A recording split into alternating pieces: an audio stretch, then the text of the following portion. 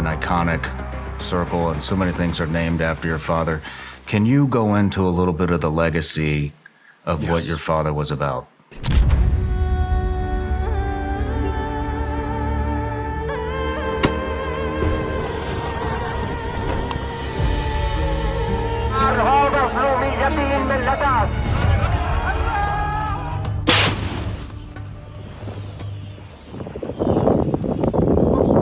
To start off, I'm going to be honest. I was very surprised that you took this interview, knowing how your dad was assassinated.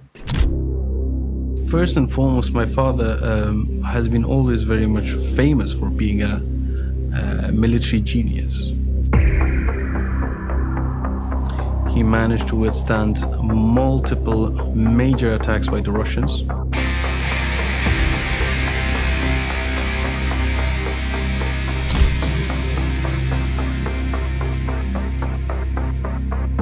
And he was the centerpiece in fighting against the Soviet and fighting against the terrorism. Two North Africans with Belgian passports and a letter of introduction from an Islamic group in London persuaded Massoud to give them an interview. They began with some unexpected questions. Why are you against Osama bin Laden? Why do you call him a killer?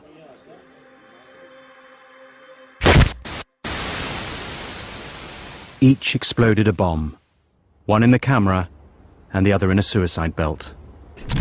In Afghanistan, he's very much famous for being the national hero of Afghanistan, that saving country multiple times from such invasions, from such chaos and crises.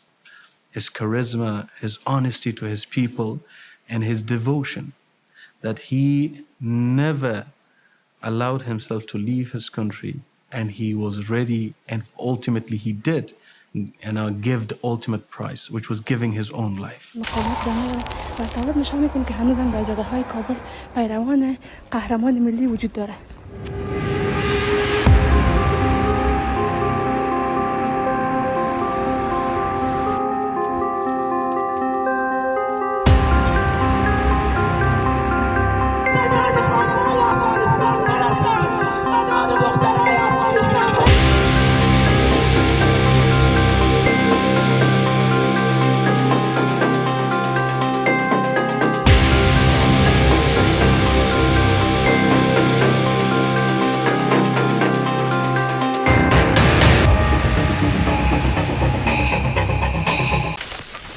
Мы с президентом Бушем говорили, и я в разговоре с ним упомянул о том, что на днях был убит лидер Северного альянса в Афганистане Масуд.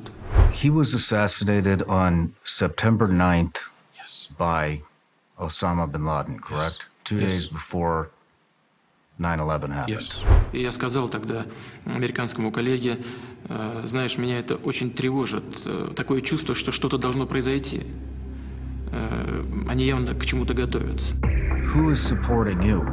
That's just the people of Afghanistan. And God. And God. Yes. Well, that's a good ally.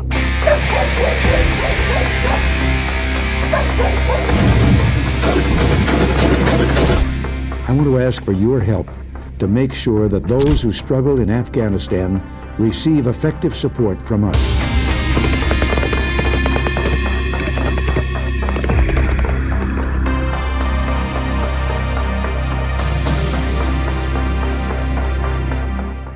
Have you thought about going to the U.S. to personally ask them to stop funding the Taliban?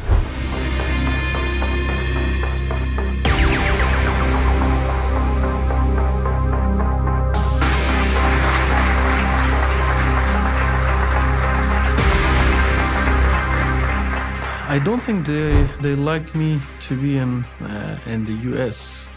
to let them know how their policies is affecting the people of Afghanistan. It's been my understanding that the current administration has kind of blacklisted you from coming. What a disgrace. You know, the U.S.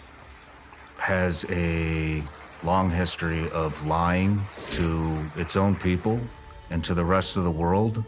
And some examples are the funding of the Taliban. That's a heck of a lot of money. That's a heck of a lot of money. And to brush it off as a minuscule amount, I think just shows how out of touch you are. When it comes to U.S. veterans that want to help, and there's a lot of us, and I can't speak for everybody, but we are not a representation of what our current administration and government is about. A lot of the American people are rooting for you guys and want to support, and the way that withdrawal happened and the way that we abandoned you is no representation of the majority of the American population.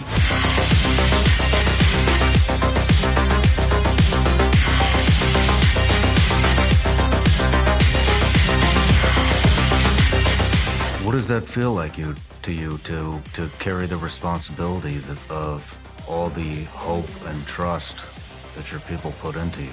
So difficult. I'd rather not to be alive than to carry this responsibility, especially if you have principle in your care.